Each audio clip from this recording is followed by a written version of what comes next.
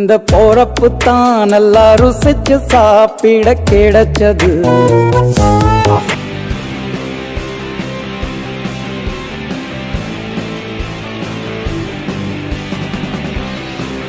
Hi guys, welcome back to our channel. இன்னைக்கு நம்ம சேனலில் என்ன வீடியோ பார்க்க போகிறோம்னு பார்த்தீங்கன்னா 2 kg சிக்கன் பிரியாணி வீடியோ தான் பார்க்க போகிறோம். ஸோ அதுக்கு அடுப்பு பற்ற வச்சுட்டு அதுக்கு தேவையான அளவுக்கு ஒரு பெரிய பாத்திரமாக வச்சுக்கோங்க. அதில் வந்து 400 ml வந்து நம்ம ஆயில் ஆட் பண்ணிக்கலாம். 400 ml ஆயில் ஆட் பண்ணி முடிச்சோன்னே ஒரு 3 to 4 ஸ்பூன்ஸ் அளவுக்கு கீ வந்து ஆட் பண்ணிக்கலாம்.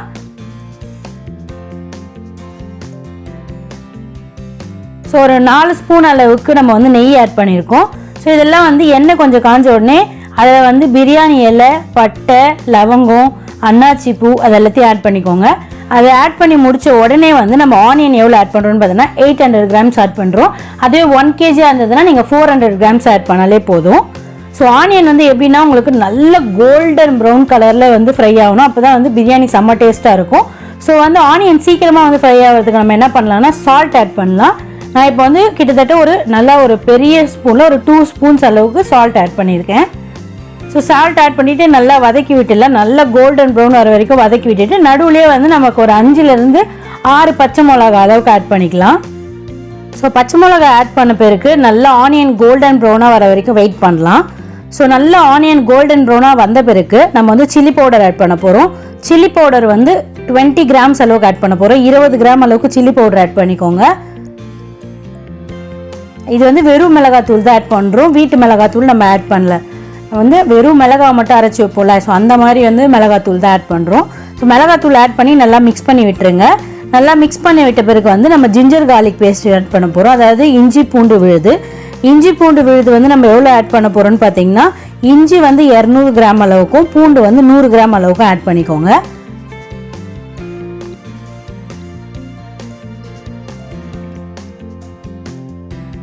ஸோ இதெல்லாம் ஆட் பண்ணி முடிச்சோடனே நல்லா வந்து மிக்ஸ் பண்ணி விடுங்க. ஏன்னா இஞ்சி பூண்டு வந்து கீழே நல்லா அப்படியே வந்து அந்த பாத்திரத்தோடு பிடிக்கும். அது இல்லாமல் நல்லா மிக்ஸ் பண்ணி விடுங்க, அடி பிடிக்காமல்.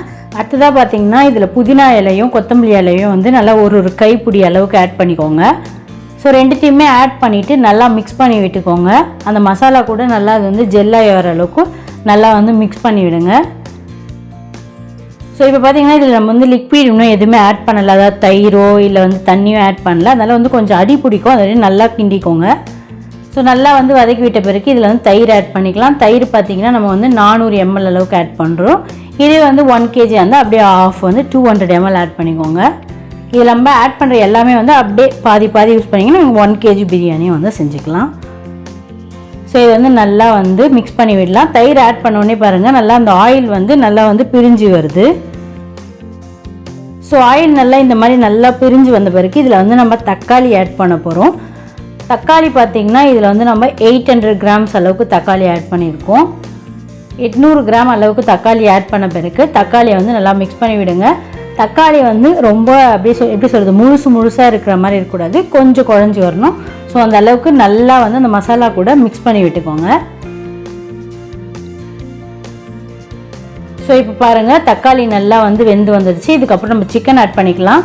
சிக்கன் பார்த்தீங்கன்னா நம்ம 2 kg எடுத்திருக்கோம். 2 kg சிக்கன் பிரியாணிக்கு 2 kg சிக்கன், 2 kg வந்து ரைஸ் ஆட் பண்ண போகிறோம். ஸோ 2 kg அளவுக்கு சிக்கன் வந்து நம்ம ஆட் பண்ணிக்கலாம். சிக்கன் நல்லா ஆட் பண்ண உடனே நல்லா அந்த மசாலா கூட வந்து நல்லா இன்ஃப்யூஸ் ஆகிற அளவுக்கு நல்லா மிக்ஸ் பண்ணி விடுங்க. இப்போ வந்து அடுப்பை வந்து கொஞ்சம் வந்து மீடியம் ஃப்ளேம்லேயே வச்சுக்கோங்க. ரொம்ப ஹை ஃப்ளேமில் வச்சிங்கன்னா உடனே வந்து அது வந்து தீஞ்சிடும். ஸோ அதனால் வந்து மீடியம் ஃப்ளேம்லேயே வச்சுட்டு நல்லா மிக்ஸ் பண்ணி விடுங்க.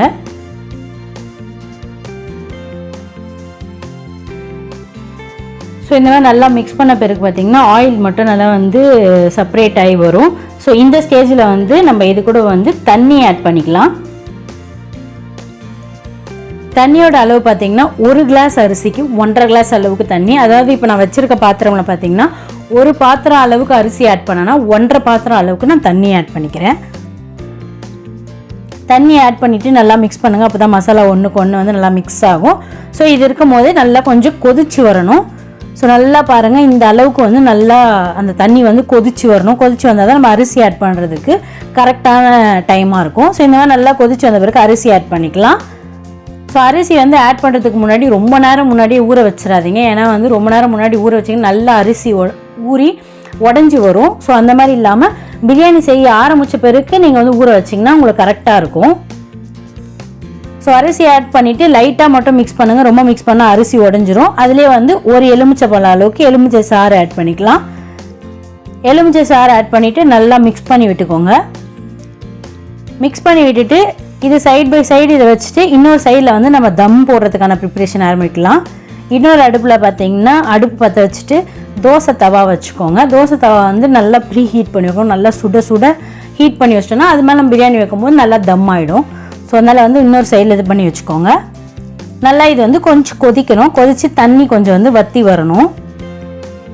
ஸோ அப்போ வந்து கொஞ்சம் நடுவில் மிக்ஸ் பண்ணுங்கள். ஆனால் ரொம்ப வந்து அரிசி உடையிற அளவுக்கு சுத்தமாக போட்டு கரண்டியை நல்லா போட்டு மிக்ஸ் பண்ணக்கூடாது. ஏன்னா அரிசி உடஞ்சிச்சின்னா நமக்கு அந்த உதிரியான பிரியாணி வந்து கிடைக்காது. ஸோ நல்லா வந்து தண்ணி கொஞ்சம் வற்றி வரணும். ஸோ தண்ணி பாருங்கள், இந்த ஸ்டேஜ் வந்தால் போதும். கொஞ்சம் தண்ணியை கொஞ்சம் ரைஸ் தெரிகிற மாதிரி இந்த ஸ்டேஜ் வந்தோடனே நம்ம தம் போட்டுடலாம். எடுத்து இந்த சைடில் வச்சுட்டு மூடி போட்டு மூடி ஒரு பெரிய பாத்திரத்தில் தண்ணி எடுத்து மேலே வச்சுருங்க. இதுவே தம் போதும். ஸோ இந்த மாதிரி போட்டு ஒரு 10 நிமிஷம் வச்சிங்கனாலே போதும். நமக்கு சூப்பரான பிரியாணி ரெடி ஆகிடும். நல்லா உதிரியான பிரியாணி ரெடி ஆகிடும். இது மேலே வந்து நம்ம கீ ஆட் பண்ணிக்கலாம். அதுக்கப்புறம் கொத்தமல்லி கருவேப்பிலை இதெல்லாம் ஆட் பண்ணிக்கோங்க. நிறைய பேர் வந்து இதுக்கு மேலே வந்து கலர் யூஸ் பண்ணுவாங்க. அந்த ஒரு அரிசி ஒரு கலரில் இருக்கும், இன்னொரு அரிசி ஒரு கலர் இருக்கும். அந்த மாதிரி கலர் யூஸ் பண்ணாதீங்க. கலர் வந்து நம்ம ஹெல்த்துக்கு வந்து ரொம்ப கெடுதி. ஸோ அதனால் கலர்ஸ் நம்ம வந்து அதிகமாக யூஸ் பண்ணக்கூடாது. இதே வந்து பார்த்திங்கன்னா உங்களுக்கு நல்ல கலராக தான் இருக்கும் பிரியாணி. ஸோ இப்போ வந்து தம் உடைச்சிக்கலாம். பாருங்கள், உதிரியாக சூப்பரான பிரியாணி ரெடி. இந்த வீடியோ கண்டிப்பாக உங்களுக்கு பிடிச்சிருக்கும்னு நினைக்கிறேன். யூஸ்ஃபுல்லாகவும் இருந்திருக்கும்னு நினைக்கிறேன். இந்த மாதிரி வீடியோஸ் வேணும்னா நம்ம சேனலை லைக் பண்ணுங்கள், கமெண்ட் பண்ணுங்கள், ஷேர் பண்ணுங்கள்.